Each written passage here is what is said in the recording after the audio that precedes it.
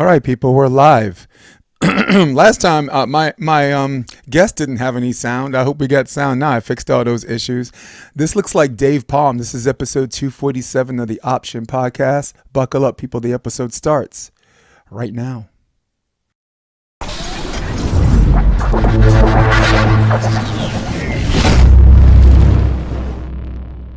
Great music, blank screen. That's Dave Palm.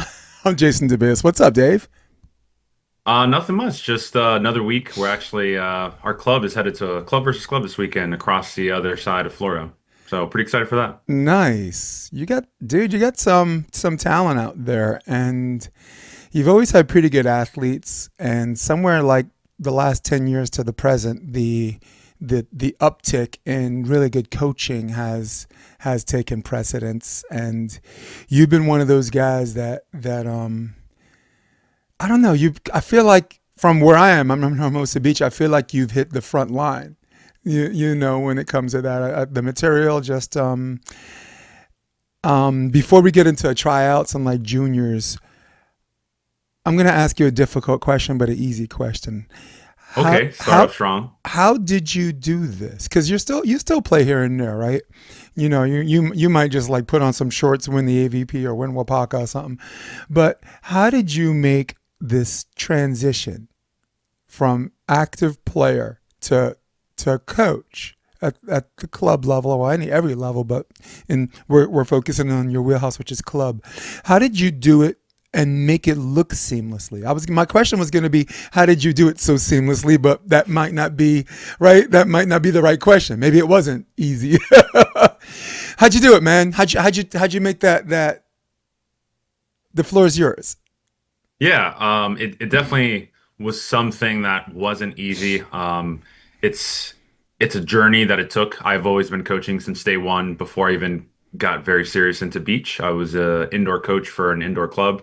Started off with some small clubs and worked my way to a big club. From there, started to take beach coaching a little more serious. I did indoor travel club for quite some time, and it was good. It was fun. It was exciting. I learned a lot. I learned about myself. I learned about the players, about the world of volleyball just in general. And I said to myself, I believe with the knowledge that I have in beach volleyball, or I'm continue to learning in beach volleyball, I can translate that to the beach. This was around 2000 and I want to say 12, 13. I think it's 13 if I remember correctly when NCAA became an official sport for beach volleyball. Um, and that's when I saw that happen and I was playing and still doing qualifiers, playing events, playing professional events. I said to myself, maybe let me focus a little bit more. And slowly it was, small groups of four as we've all done, then six, then, trying to do that 2 to 3 times a week, leading all the way to let's get a small club going, practice location, logistics, get a group of girls. What's the journey? What's the purpose? Is it just to coach once or twice a week? Is there an end goal? Are we trying to put them in college? Is that vision realistic? Do we have the talent level?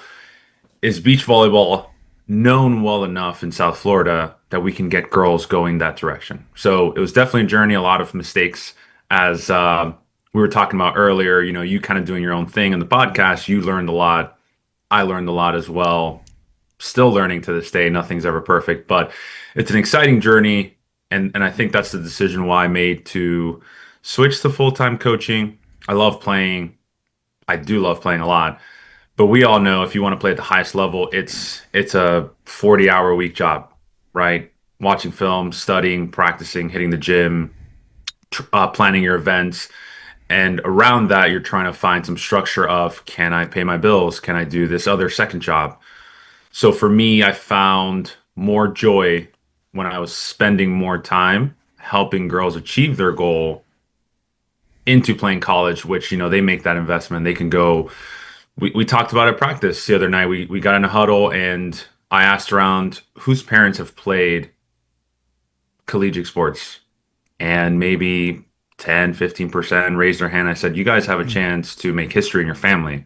You have a chance to say you're the first ones in your family to play beach volleyball collegiate sport. So let's enter this practice with the right mindset and work hard because you have a chance to change history forever in your family. Yeah.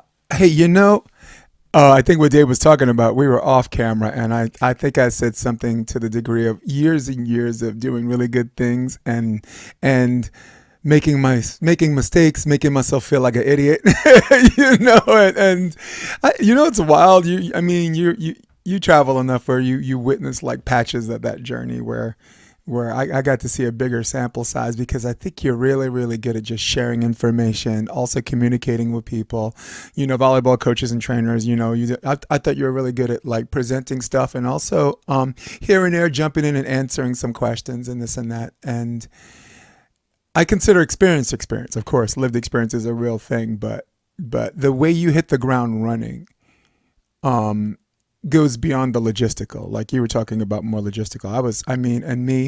I might have been leaning more towards actual coaching. I'll give you an example. Like I've been coaching 26 years, but I didn't learn till like year 9 the mistakes that I made and the distinction between coaching girls and coaching boys, right? Like for the people listening, there's a general premise that when boys are driven by leadership and women are driven by the sisterhood and camaraderie and teamwork. So the one most valuable lesson I learned coaching girls, and I'm going to pose this question to you, was never vilify a girl in a way that makes the team alienate her. Because you know what happens? They start forming these cliques, right? And you think you see it, but you don't. And you're probably going to be looking the wrong way when you get fired or when like something happens. You're like, oh wow, didn't know that. So did you hit the ground running coaching girls because you're a male player, right? And what a lot of players do, a lot of them want to reflect their lived experience, which I think is a mistake because if you're 6'7", your lived experience can't be comparable. Like I can do it, and you're 5'6", so you can do it. So from coaching psychologically to girls, was there a process that you had to go through that, or it's something that I don't know? Some coaches just jump in, like Jason Kidd, right? As soon as he retired, he was a head coach, right? So were you one of those guys that you were always a coach and just jumped in, like Todd? Same thing, Todd Rogers. I think I wouldn't say always a coach. It was definitely something that I did alongside my journey of learning the game. So it was very easy in my own personal practices and also coaching, where I would use one another to help myself improve on the court, but also help myself coaching these players as well. There was, when I was younger, a shift that happened where I had to realize that, for me, I was fortunate enough to be gifted with certain genes and I worked hard for a lot of the things that I can accomplish physically. But a lot of players, or majority of players, don't have that physical ability. And when I was younger, I was always just think, why are these players not understanding? Why are they just not doing what I would expect to do when I was younger? And it was something where I had to start changing my language, started creating a system, started creating a plan for the players that can be done from the most physical player to the most novice player, and progressions to lead them to their maximum capacity. Obviously, players are, talented in many different ways, defender, blocker, split, and they can be very effective. The goal for that I realized was, how can we find the best game for that player and how can we enhance it? And to answer one of your questions, something I've learned along the line, still learning to this day, and I pride myself in this area where, for coaching women, young women especially, when they realize that you care and they realize you truly are invested in their future, they're in. And for me, I can happily say that all my players, we have two different groups. We have our elite group and our NCAA development group. I can say I truly care about every single player that walks in through the door. The NCAA development is a little bit more of a rigorous process in the sense of we do have interviews. I have conversations with parents and players and ask them, what is your goal? What are you trying to accomplish? Do you realize where you are in your journey, the obstacles that face you, or, you have enough time? Are you going to take advantage of that time? So it's a very serious conversation because it's not an interview, but it's more of, I want to show you the goods and the bads based off of where you're starting. I'm here to help smooth over those bads, and the goods, we're going to enhance it and show the world. So I think when coaches get invested in that much instead of just numbers on the court and players on the court, I think great things happen, and that's what I'm trying to accomplish every day here in South Florida. Just any player that comes in through the door, hear their history, hear their background, hear where they're coming from, and also, I would say just indoor and beach. I've had players come that are great players, and we just got to polish them off in the sense of their skill level, and then there's some players that are starting from the beginning, and I get excited because I'm like, great, it's a fresh piece of clay. We can mold them to what we think it's going to be best. And we have players that have come from bad experiences from other beach clubs and other indoor clubs. And it's kind of like, how can we bring the joy of volleyball in general, indoor beach, back to them where they're out there playing fearlessly? So I think that's something that has Mhm. been a while coming. I'm still figuring out, like I said, there's still more into the game, but I think that's what made the shift over the last 2 years of just quitting playing overall and going deeper into coaching and the mental side, the emotional side that I think, yeah, just gets me up every day. I think you stumbled onto something really cool. Like, I think, sorry, let me move this mouse out of the way. Um, your mission statement should be consistent with your onboarding meeting, right? Like the importance of onboarding meeting with the parents so the parents know ahead of time what they're getting in for, and making sure that they know before they contract their kids or to you is so important, right? Not implicit. Something, as the season goes, they're like, Dave said this in the onboarding meeting, and I guess I'm not talking to you, but I'm talking to our audience. There is a value in making sure the process and preparation of your onboarding meeting is consistent with your volleyball mission statement, right? So Dave, you have a knack for, and this is just talking to friends or whatever, of planting the volley virus in the kids, right? They have the first couple of practices.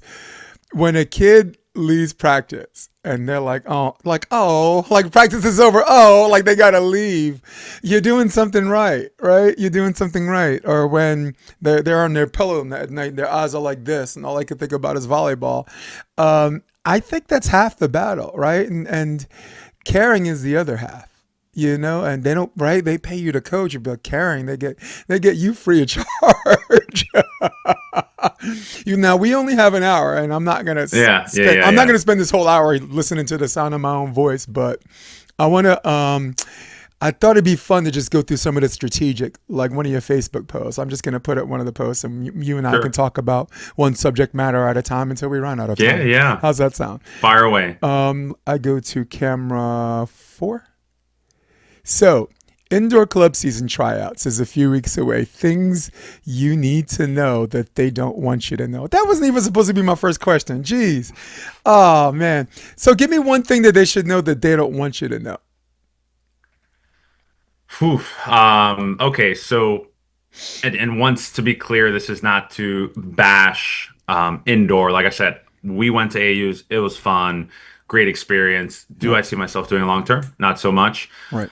At least here in South Florida, I can speak to. I haven't lived anywhere ever else in my life. It's starting to see the dots being connected, and I'm just trying to be a voice for parents. So if you are a family that has never done competitive sports, that's one. Has never done high level travel. I'm not talking about, the local YMCA and you're going 30-minute drive to another YMCA No, and you're playing. I'm talking talking about getting about on a plane. Yeah. getting on a plane, traveling out of state, right?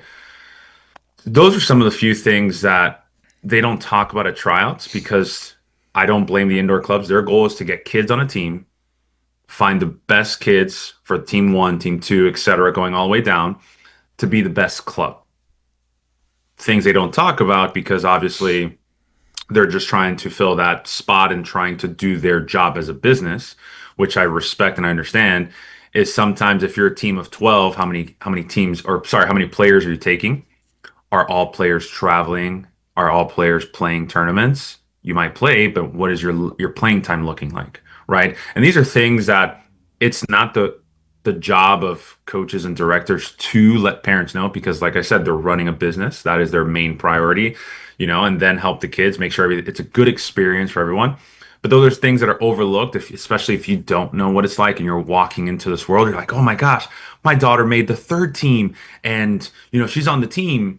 Well, she's a third outside hitter. Did you ask that question? No, we don't blame you. It's not your fault. You weren't aware, and it is what it is. Moving forward, now you have to start asking some questions. So it was just more of a way, one of those things of, you know, where do you lie on the team?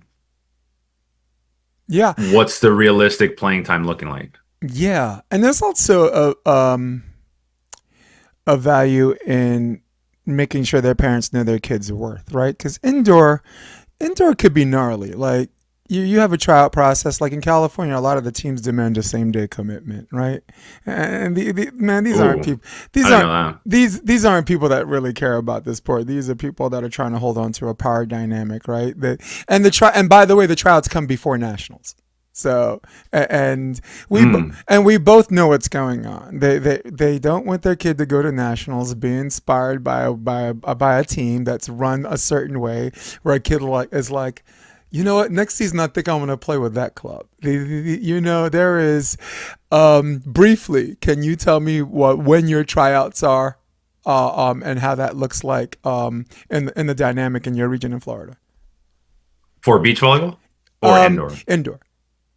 So indoor, they do wait till AUs are over. So actually, they're happening this weekend. Some have happened this week. So Yeah. within this week and next week, tryouts are happening.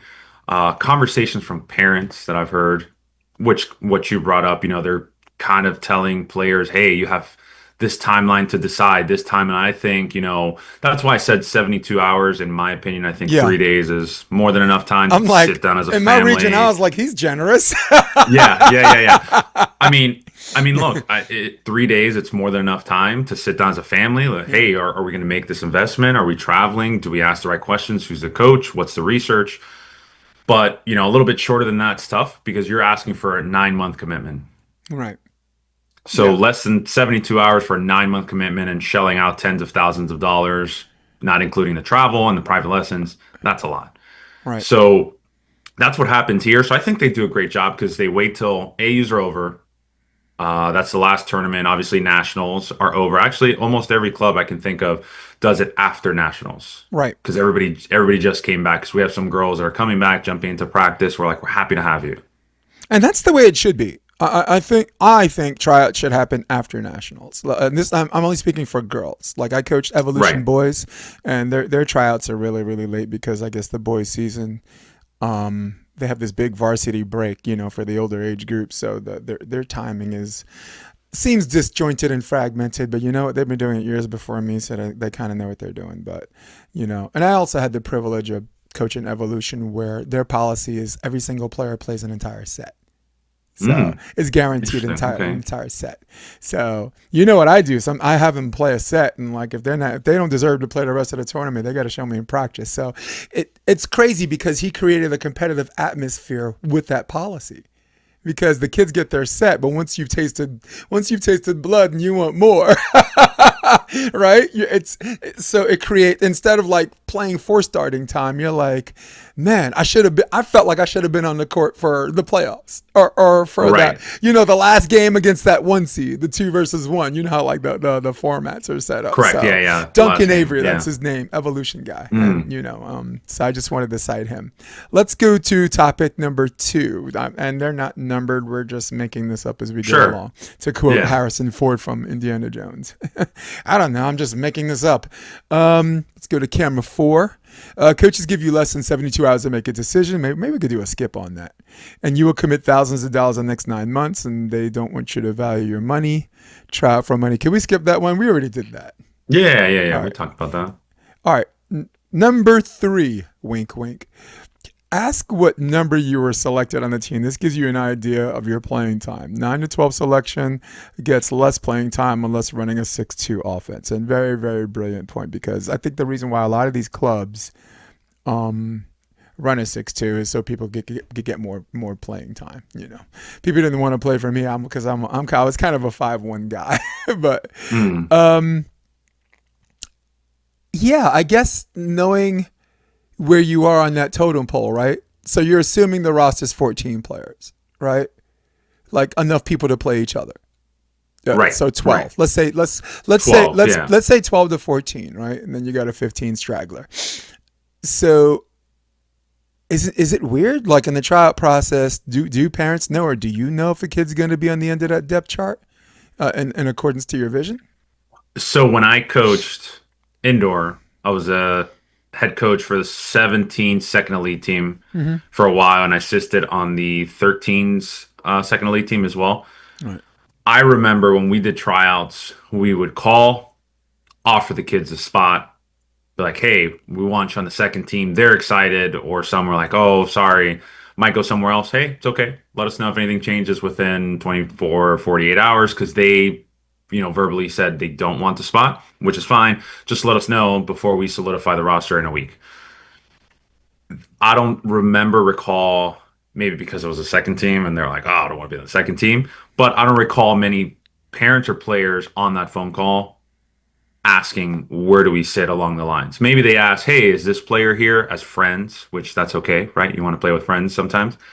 But as far as where they stand on what position, that did not happen. But also, at least here in South Florida, I don't know how it is in California, a lot of parents that have been in the club scene for a very long time know you pay for training, not playing time, Yep. which I agree. I agree. You pay for training, not playing time. But at the same time, like I mentioned earlier, if you're the third outside hitter and you're on the best team, if you're aware of that and you're okay with that and you just want the training, great, albeit. But if you're trying to improve, if you're trying to get seen and you're barely having playing time, I always tell parents, look, see both sides of it. If you're okay with it, great. Train on that team, get better, beat out some players. Just don't be upset if you don't get the playing time because it's not promised. Or option B, play on a two team, be the number one outside hitter, and they're going to set you 70% of the balls. They're going to rely on you. Pressure situations. You might help your team into victory. You might show players and coaches, oh wow, we should have given her a chance on the ones team. So that's something where I have that conversation quite often when parents are doing tryouts to say, look, don't be afraid to be on a lower team, whether it's the two, three, four. If you know you're getting playing time and you're building the confidence of that player, as we all know, you never know someone's potential until they're fully confident in what they're doing because they're always scared to make mistakes.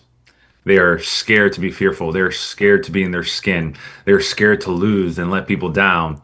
And if you only play 3 points, it's hard to create that habit of winning mentality and success because, like we talked about earlier, you have to try, you have to fail, you have to try, you have to fail. And after enough tries and fails, you hit over that hump and then everything clicks. And now you're like, who is this player? Kind Yeah. of like I'm sure you experience. We all know when girls commit, whether it's indoor or beach, they're a new person. They're like, oof, the monkey's off my back. I'm stress free, and they just play even better because they're officially committed to that Yeah. college. I think there is something liberating like that, right? Of not having to worry about the other, where you can just play volleyball.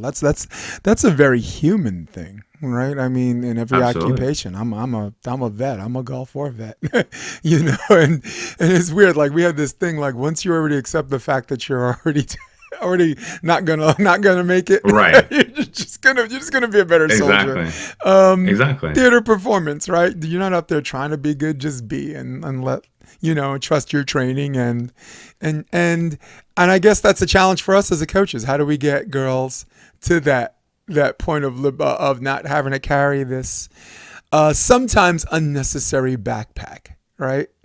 Um, this list is wild because you must know you're only here for an hour, so you knocked out three of these. So I'm gonna ask a question. And it's funny. Yeah, Side note, yeah. I heard this from Billy Allen. I'm not sure if it was his podcast or another podcast, and he was talking Coach your about it. brains out. Yeah. Yeah, and I'm pretty sure it was on his podcast, but he was talking about, which I think it's a great idea. And he was talking about how parents are paying a lot of this money and there's an 11U tournament and whatnot. We've tried to implement it here for smaller, like local events for our younger kids, but I think it could be done indoor as well. I think it needs to be done more on the beach. These small tournaments that are not these national championships or whatnot, why don't we find a way to get the kids more reps? So the example he gave for indoor is, hey, if there's a team playing and you know a team's going to get crushed and the score is going to be 25 to 10, and the kids are just serving. Why not find a way or have a tournament where there's a parent or coaches on the side initiating free balls? Because how good is that team going to get by just serving a team off the court, and how good is the team receiving going to get by just getting aced off the court? Mm. So find a way where you keep the value of let's initiate the free ball. You still get the original point, but we're giving you an extra rep to pass that swing. I think that's amazing. We've tried that for some of our smaller events, and then also on the indoor side, when I was at AU, I was like, we only had 9 girls. We were very short staffed, pun intended, right, to compete against these teams. But if you had a team of 12, maybe I don't know the logistics. If there's a way, maybe second day when teams start gets eliminated, half of the team that it's not going to play as much. Why don't we put them on the other court with the other team and play a set to 21? Find a way to get extra reps. And I know it kind of dilutes the team chemistry, but I'm just throwing things out there to find a way to get these kids more game-like experience in the convention center, on the beach, in front of everybody, just to, like we said, right, bring the most confident version of themselves. Yeah, and yeah, Billy Allen, by the way, is another guy that I knew would hit the ground running as a coach because as an active player, he already had like the coach's brain. And the podcast you're talking about is Coach Your Brains Out. And of course, Right. there's always a 3 degrees of separation, right? I was John Mayer's that podcast, and I was John Mayer's assistant at LMU for 2018, 2019. So everything comes back full circle. It's wild, isn't it? Kind of all know each other.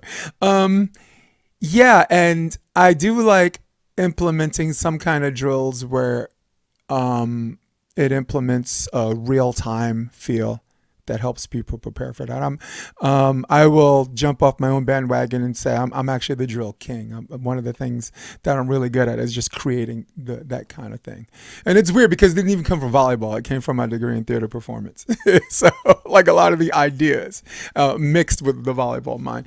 So let's talk about um, parents and not as an obstacle, but parents that are looking for answers. So, my question, I'll shape it like this.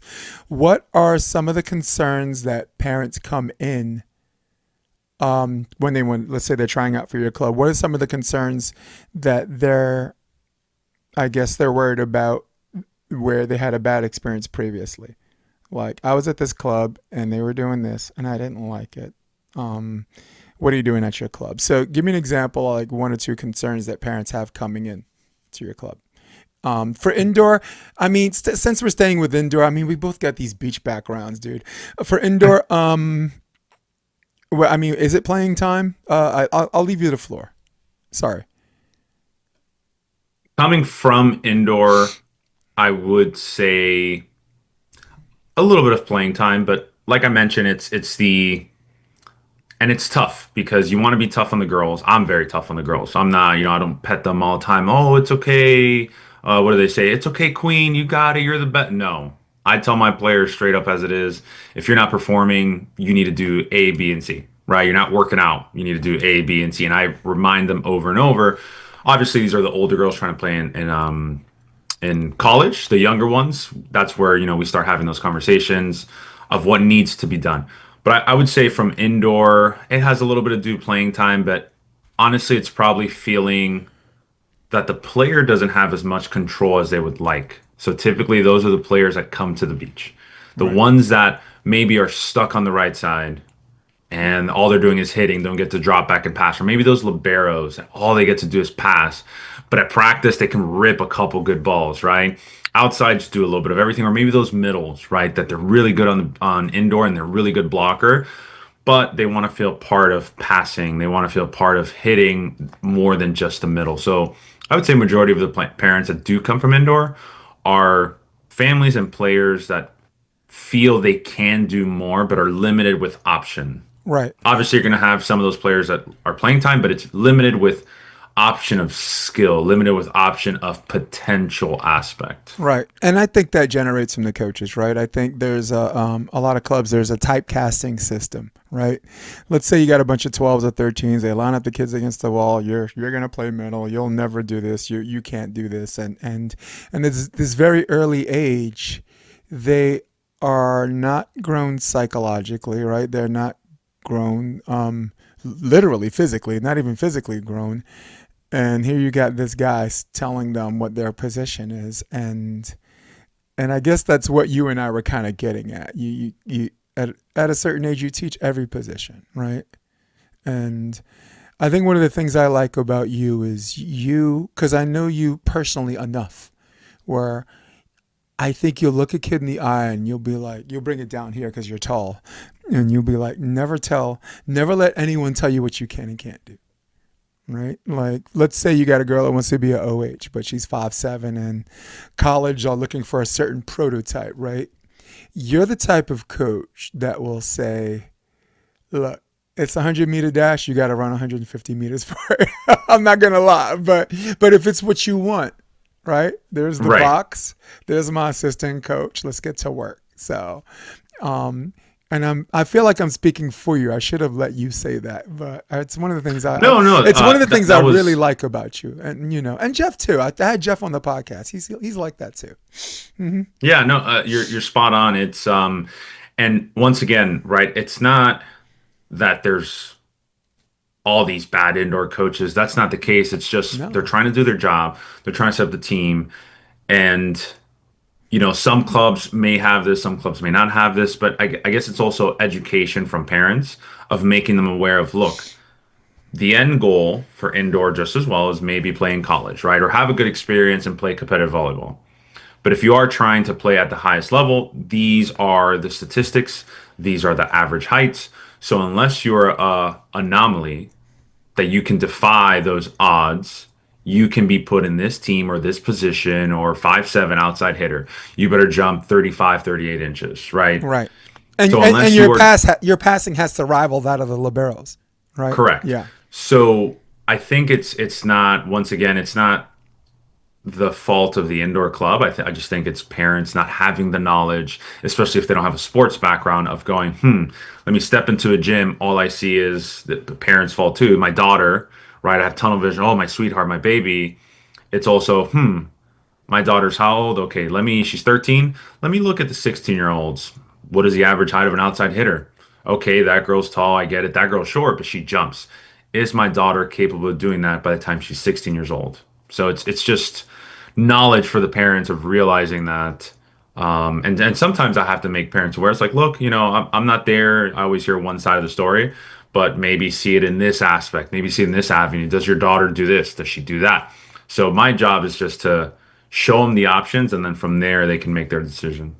Yeah, and I think that's good. And I think we as coaches owe it to ourselves to not eliminate the possibility that this girl could be a real one, right? Like if you look at the Final Four, like Pitt had a OH that was, I think that was 5'7". They had her at 5'9", but I mean, come on, she's standing next to other people, like-minded people. Five Um, nine with shoes. 5'9" with shoes. yeah, that's what I'm saying. Like right, women's platforms. Yeah, like well, let's go to some more of a blue check guy, Taylor Crabb, right? He was 6'1", and he was player of the year. He was AVCA player of the year in 2013. So sometimes when you look at the best of the best, it's usually not these mythological beasts. It's the normal sized volleyball player, which are always going to be Right. taller than everybody else. You as a player had the mobility of a shorter guy, and I thought that's what made you very dynamic in that regard. So, and here's the cool thing: we're translating this to the beach because we have an hour, and I wanted to do first hour indoor, and like some of the benefits of playing beach volleyball. Can you give me a couple of things where, let's say, okay, indoor season's over, right? And you encourage your kids to play beach because you who as a man of all wheelhouses and probably even played some grass too, I'll bet. Um, a season appreciation, what the other maybe not the constant reps and the skill set brings to the table. So give me one or two things where you're like, look, you tell your kid if you play beach this summer, you're gonna come back indoor doing this better. What would this be? Didn't it take me like 30 seconds to shape that question? I would say everything. You know, I've always thought of it, and then once we took the team to AAU, we played 18s. We had 8 girls. Mm-hmm. Yeah, we had 8 girls. We only had 2 seniors. Yep. one junior, four sophomore, one freshman. We finished 40th out of 120. So we're doing something right. And the average height was 5'6", 5'7".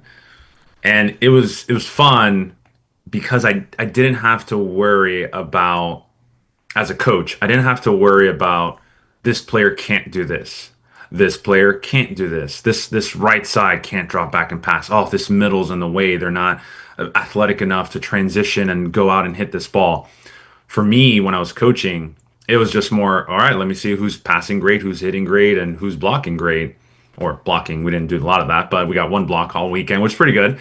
That's a celebratory Yeah, moment. exactly. That was exciting. That was very very motivating for the girls and very exciting to see. So for us, it was something where it was just seeing, all right, during that set, who's playing the best.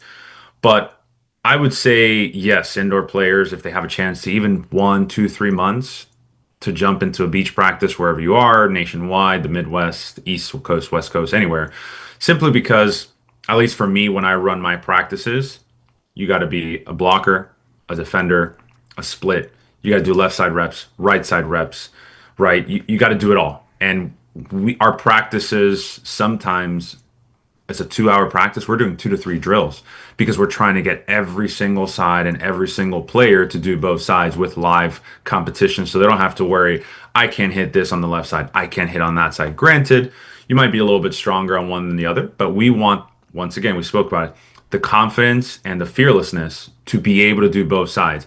Maybe today it's not on like it has been in the past.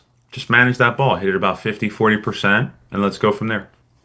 Yeah, I like that. And I also think there's a value in training on the sand because if you have the muscle memory of the flat surface approach, it doesn't like recreating your string or your approach for beach and going back to indoor, you don't really lose that. That's with you because you had that before you hit the beach. So it's not like you're like a full-time beach player that played indoor. I think a lot of beach players can probably still be digging machines, you know what I'm saying, and this and that. So for me, more reps, right? It's doubles. It's more reps.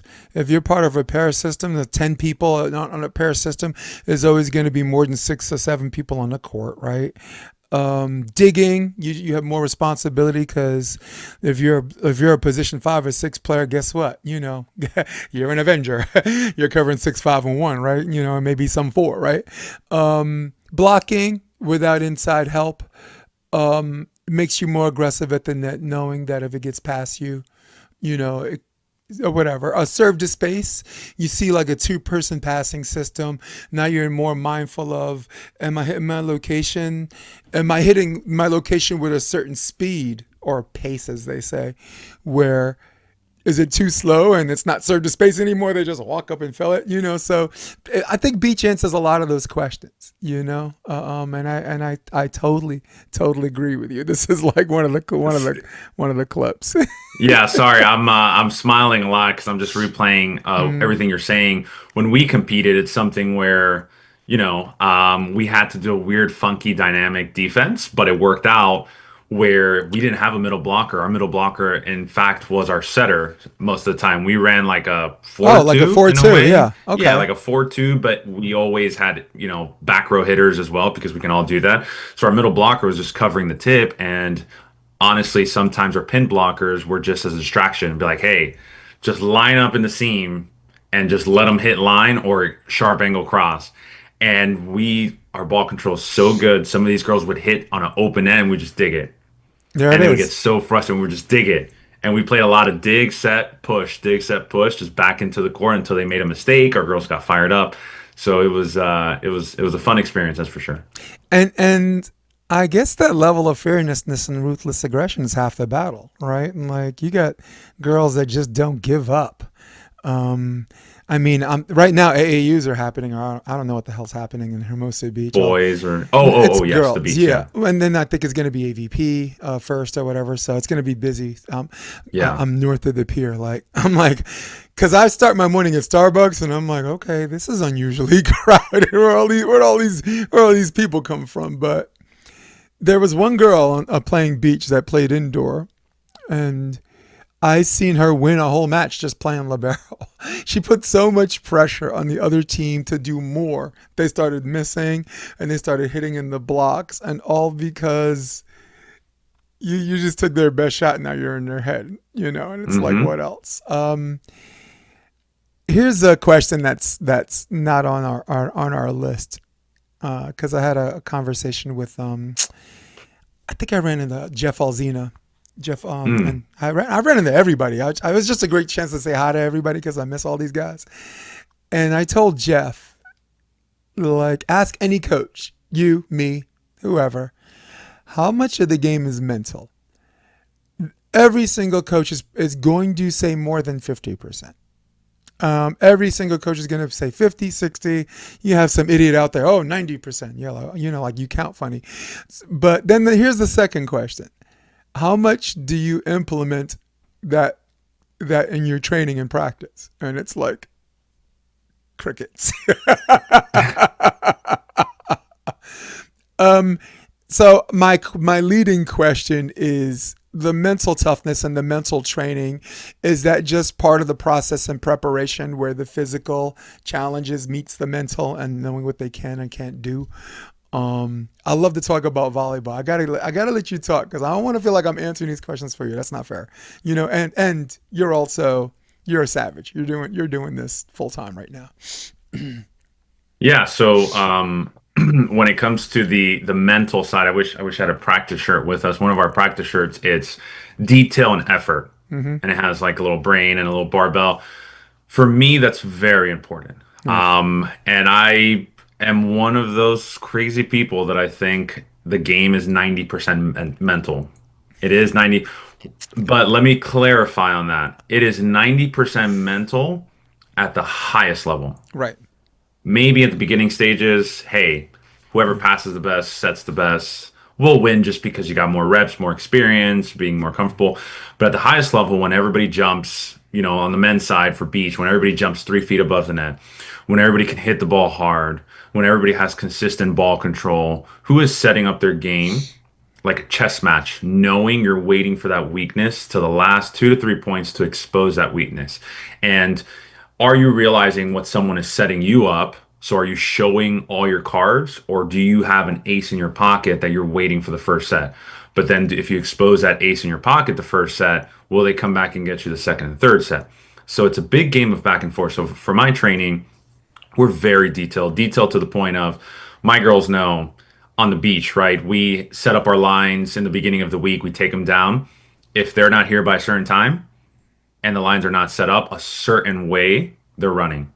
They They know how many right. squares along the net the line has to be set up. They know how many balls have to be in the ball carts after every single time we shag. If they're not detailed and I walk by, they're running. And it's not so much to stress them out and be like, oh, it's my way or the highway. It's more you have to be detailed because those small tasks 2 to 3 times a week will carry over for when you are competing in a live environment. And we all know in junior tournaments, if you don't keep score, that 1 or 2 point difference of the team not paying attention, they're on their phone, that will hurt you from going to the semifinals or finals. Or being detailed with your partner and you're having a bad day, you show up to practice, my example, right? The lines aren't set up properly, your team is not on time, you're frustrated. I talk to my girls going, this is how you have to deal with the frustration. The same thing's going to apply in volleyball. If you are feeling everything is perfect in volleyball, then you are not playing big enough tournaments, right? But when you are challenged and frustrated and fatigued and tired, that is when your brain has to turn on the most because the other team is probably tired, fatigued, and frustrated as well. So, are you going to be detailed and make those small defensive and offensive changes of kicking out a little bit more, pushing this set a little bit more when it matters most, or taking a little step on defense to put yourself in a better position based off everything that's been happening? So I do pride myself on defense. I do my older girls, of course. I do make sure my older girls are very detailed, and I try to instill a little bit on my younger ones. But for them, we just try to have fun, try to And learn the game, have fun. And the 90% mental does make complete sense in the sense that the higher the level you play, like where everyone can jump, everyone can block, everyone can jump serve, everyone, the speed of the ball, everyone's kind of as close to the same as you're going to be.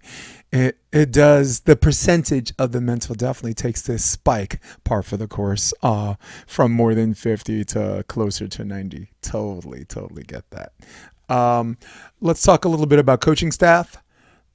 Um, and again, allow me 20 seconds to lead. When I was coaching Endless Summer, Duran Ford, one of the mixture of program director of also the founder of Beach Volleyball National Events, Duran Forbes wanted a mixture of regional coaching talent to cover to check all of her boxes. Right? When you saw MB Sand, it was California guys, South Bay way, elite. South Bay way, their way, because it's worked, right? But what's happened over the years, the rest of the world, the best team in the world doesn't even train in California right now. Kristen Nelson, Taryn Cloth, right? And Florida on any given Sunday can win anything. In Texas, whatever's in the drinking water that makes someone, have like huge legs at age 12 is Hmm. these are all challenges. So basically, just go through the list. I had Pompeo from Rio de Janeiro, Pompeo Mercadante. Hmm. Jeff was with us. He's from Flint, right? Andrew Dentler was with us for a couple of years. He's a Pennsylvania guy. You got me. I'm a dirty New Yorker, right? Rob McLean, also Long Island guy. Oz Borges, I believe he's in Florida now, but he's from Cuba. So Mm. you have these infinitely different personalities, infinitely different coaching styles, mentalities. Where they like Cuba, they train their kids a different way. And Duran gives me a credit card and says, "Go to the restaurant, and you guys can't come out until you have a 2 week practice plan." Argued, almost came to blows, but we figured it out. And as a result, we had a 19-person group that had 13 Division One commitments with Nice. this insane ratio that's never happened before. And it was an honor to be a part of it. But most of it's Pompeo, because when your first language is in English, people listen more. For example, good serves makes good defense. Do you know what that means? Everything to us. And the way I'm talking, that would have took me 3 paragraphs to say. Yeah. Punting. I was just having a little fun because we're talking, but punting it back to you, the process of just finding coaches who are a fit. What did that and what does that look like? So in Florida, any coach that wants to coach beach volleyball, they're already high on the list because Right, you got to imagine we have to deal with heat, what we're dealing with right now, right. thunderstorms. You okay with a thunderstorm being a couple miles away? Depending if you're at a park or at a beach, you got gators, you got iguanas, you Mm-hmm. got rain. There's a lot of different variables. So someone willing, I'm calling them, hey, what are your thoughts? What are you feeling? Why do you want to coach? Right? That's number one. And then two, what I look for is coaches that care first. And that's tough, right? Because sometimes the younger coaches they do it for a paycheck, get it, that's completely fine. Yeah, or is But this a that's vanity where project? Right. Yeah. Sorry. Go ahead. right, right, right. Yeah. So, and that's fine. We were all there. I was there, when I was young. But coaches, I try to instill caring for the kids, especially the young ones that come back from college and they played in college and they coach. And I say, what makes you think you can't be a role model for these girls? You played in college. They see you coaching now. I tell these people about your story all the time. When you were 14, 15 years old and you were training here, went off to college, now you're back. Why can't that be you? Why can't you do better than her? Who says you're not capable of that? And the girls are like, oh, okay, well, you're right. You have a good point. And it's just instilling caring because I think once you care, your heart's in the right place and you want to share what you have just to put them in a better situation. As far as our coaches, I do, depending on how long you've been with us, I try to make it as easy as possible. Here's a practice plan for the week, right? You can ad lib a little bit here and there as long as the integrity and the basis of the drill is still installed. So if you want certain players switching, right, a certain way, that's fine. Try to keep the flow of the drill. I'm very big with that, right? We do a system where we switch off. If we have four girls on one side, four girls on the other, two players stay for switch off every two, one side switches off every four. This way you are getting reps from both teams and both pairs, and you're able to see different serves and different styles instead of Yep. switch every ball evenly. So now you have, I don't know if you can see this. So now you have players, these two players are only going to face each other. These Got two it. players are only going to face, and then just back and forth, I like that. back and forth. So here, this player would stay for two, and these two are switching every one. So now they get to receive from different players. So little things like that. I try to. I know it looks weird on No, camera, no, but on the but YouTube thing, it was like a disco ball, and the lights came on in the back. So oh, whatever your signal did, it caused a. Oh my God, it was awesome. We'll do that again so after you say this. Say what you say first, and do so that again. yeah, yeah. So it's something where those are the little details I think about, so players can go and go, oh, I got served from the same player for 10 minutes. Oh, I only competed defensively. I try to go, hey, you got to beat that fast defender, that big blocker, that hard hitter, all in a 5 to 10 minute drill. Right. And then here's your, hopefully there's some disco Yeah, balls, right? So, I don't know why it does that. Like sometimes I'll do thumbs up, and there it goes. It's like the sun in the background, and it's like this green. Oh, it's the green flash. That's what there it you is. go. It's There you go. the sunset green flash. That's what's popping up on the YouTube live right now. There you go. We guys, we are live right now. Don't forget to smash that like button. Helps with the Yeah, algorithm because the absolutely. So algorithm yeah. doesn't like me. But go ahead. So I try to instill that with our coaches as much as I can. If they have questions, I try to answer that. Try to be as flexible as possible. But we have our cues and our says, and as long as they stick to that and they hear the same thing, because we do have three different locations. So when a girl goes to one and then she goes back to the other, she hears the same verbiage, the terminology, and she understands the flow of the drill. Right. Yeah. So all of that is important. All of that is very important to me. Yeah, because there has to be like a basic fundamental launching point, right? And I like the independence you give them because I think you'll be surprised that what you might get out of something new that makes yourself a better coach and players are better might come from the least experienced coach, right? Like that lineup I gave you for Endless Summer, that was 2016. Who was the least experienced beach coach? Right? I'm at a poker table. I don't know who the bad card player is. It's me. But at the same time, because I have this gift of like solving problems, figuring things out, I turned out to be one of the more valued ones. But I mean, whoever's in your club, people surprise you, and I also think you have a sixth sense that goes beyond what's on paper to be like, yeah, I like, nah, I want that guy, and in your experience, you've been right. So we always talk about things that are written on paper or that are backed by um, empirical, non-randomized control studies. You know what I'm saying? We have all these things that are backed by science that have nothing to do with what you're doing. That's the right thing. So that's what I would call the other. What Trying, coach? Yeah.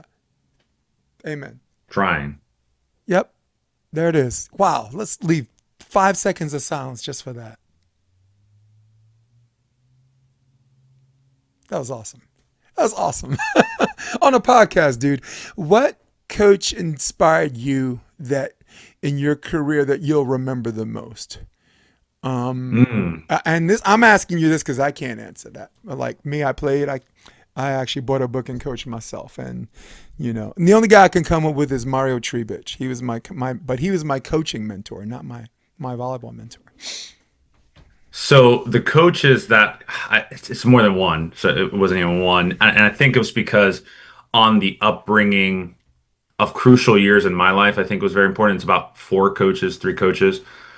Um, One of them is Coach Salvi. She was one of my high school indoor volleyball coaches. Right. I was just a basketball player running laps after basketball season is over. The fall is over, so it's January, running laps stairs, go in the gym every single day to cool off from the hot Florida sun. Sit there, she goes, walks up to me and she goes, you either jump into my practice or you get out of my gym. And I was like, this little girly sport, volleyball, it's easy, a little girly sport. And I jump in and I fell in love with jumping up and hitting the ball, and she taught me. Another coach, rest in peace, bless her heart, Coach Kim Lacha. That's actually one of the locations of our practice locations in Miami. There's three courts dedicated to her, and her mom and dad, Donna and Chuck, they've been great. So the courts are a remembrance of her, and it comes back full circle where we're able to practice there. But she was a coach that instilled fire, passion on the beach and indoor, right? She was a little bit of both. She was at my original high school at first, and then she moved to a different high school. But she didn't forget about me when beach. Cindy Phillips, you know who that is? Yeah, I do. So Cindy Phillips was way ahead of her time. About 15 to 17 years ago, she started a beach club in South Florida. It was called Beach Dig. And Coach Lacha was there. She was part of my coach. But I remember she always had my back. She told Cindy about me, said, "Hey, you need to get him on board. He's a good kid." And, they figured it out and they got me there and they worked something out for me. And here we are today, and I'm able to do that in return. Another one is Coach Magni Agnat. I don't know if you know who that is. He's I an know old Manny. school player. Yes. I know Yes. Manny. Oh my Oh, yeah. God. My goodness. Oh, yeah. Yeah. Had like Wow. the 38, 40-inch vertical back in the day. Oh, yeah. It's And ridiculous. I remember I was in one of his practice once again, right, during that summer when I started, and he was teaching me serves, and he was the person that first taught me the side spin serve. And because he did it, we were shagging and he did Of it, and I was course he like, did. oh, okay. And I just grabbed the ball. He just looked at me. I grabbed the ball and I tried it. It wasn't great. And he goes, "Wait a minute, try that again." And with his little smile, and I tried. It wasn't great. And he goes, "Hey, try to do this, hit it here with spin." And I tried, and he was like, "You're a natural." And he taught me that serve in, I want to say, 10 balls. We took 10 volleyballs while everybody's getting water. And he's someone else that instilled, once again, love and passion and just believing in me. And I think after a year when I started training, he pulled me aside. He was like, "Hey, look, I knew from the day one you were going to be something special. You were going to be great." And obviously, he doesn't travel to all these AVP events, but I remember when he was in Fort Lauderdale, Miami, he came to watch me and supported me. And that's what I mean, right? Those little things, those little attributes make a difference because from the beginning of day one, they were original, they were real, they instilled that belief Yeah. into the player that Freaking you're Manny, capable dude. of. Yeah. So I I think that's what fires me up to do the same. I think the thing I liked about Manny is like he was like I'm more of a Bill my coaching style is more Bill Parcells, who's like they called him the big tuna because he was a cold fish. And he gave it to you, right? And he's one of those guys like when the quarterback came at him, he's like sit down, and the quarterback goes, like Phil Sim would go with his tail tucked between his legs and sit down because he knew better. But Bill Parcells was the kind of guy either you can do it or you can't. And that's what I liked about Manny. Like Bill, I think he had Drew Bledsoe, right? And he had Tony Romo, right? And Bledsoe was the one they brought in. He's the one that had the 25 million, like the multi-million dollar contract. So you're supposed to play the guy that they paid the most money for, unless you're Bill Parcells.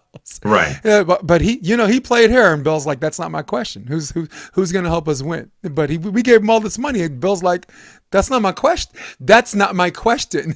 Who's going to help us win?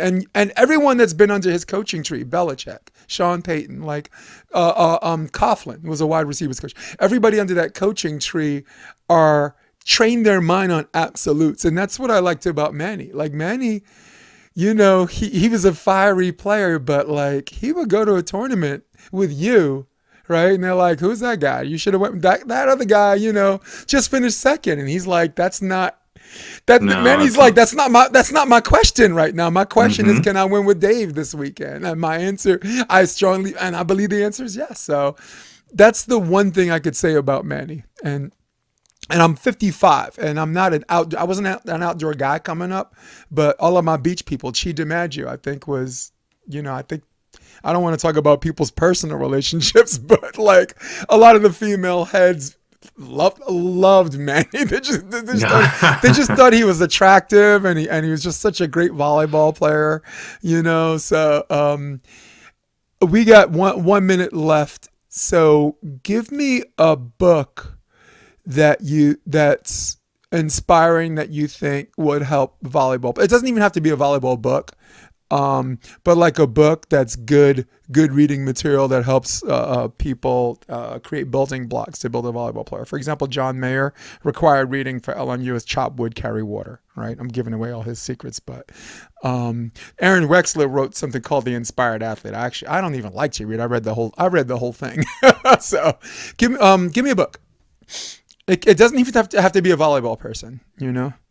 Right. It helps if you're a little older. So for those young ones out there, I mean, read a little bit slower. The Inner Game of Tennis or Inner Tennis. Okay. It's a great book. Good book, huh? Great book. Talks about flow state, trying your best to get there, and without giving away everything. It talks about self one and self two. We all have those. Yes, we do. The question is, which one are you activating when you're playing? And obviously, it makes a lot of tennis analogies, examples, because tennis is a one-on-one sport. Well, two-on-two, but mainly it's played one-on-one. And beach volleyball can kind of relate, right? Where if you're getting served, it's almost like a one-on-one. If you between you and your partner can help you, and two ball, the game has evolved substantially. But if you're getting served and you're getting picked on and they're going after you, and you have to side out and you have to defend, how are you handling your own personal thoughts? All right. Are you overthinking? Are you underthinking? Are you letting the game come to you? Are you forcing things that are outside of your control and skill level and capacity that you haven't gotten to yet that will take some time? So there's a lot of good stuff in that book. Cool, man. All right, plug in your club site or website or Insta handle, and then we can palmcoastvb.com. My man, look at that. That is our website. There you go, last year's shirt. And Instagram, same thing, palmcoastvb. Yeah. And we're just we got some exciting things coming up with Mr. Matt Heath. Oh, cool. Okay. Yeah, I like that. We've been working on a few things, so we're excited. It's for the girls, of course, for the kids. And we just we're trying to make some changes here in Florida. Hopefully you see it and we'll post it and just make people aware. Like I said, we're trying to grow beach volleyball for these girls and these kids and give everybody an option to. Nice. Are you coming to California? Because I was thinking about doing I am. panel. I will be there on the 21st. Yes. We got to do an in-studio panel. I was thinking Baranek. He started the club in north of the pier. Why don't we do a live footage, a money game on one of the beaches? Let's do that. See, yeah, that's my birthday, man. That would be my birthday present. Let's call some people and do a little money game, a little round of golf. I'll call that. You know? I'll call that match. I'll call that match for free, dude. Are you kidding? Yeah, let's go. All right, guys. Dave has afforded me this hour time, and I'm gonna get out of here. And Dave might love you guys, but I don't love any of you guys. In fact, I can't stand any of you guys. In fact, we're out of here. So for all of you at home, for all of you on your iPads and your iPhones, for all of you on your desktop, who runs the world? Old school, baby. That is Dave Palm. I'm Jason DeBias. This is The Option, episode 247. We're going to hit my music. Stay with me, but for now, we are out of here. Come check out The Option podcast on optionvb.com. It's also available on iTunes and Spotify and on YouTube under the NY Varsity Sports handle. You're going to love what you hear.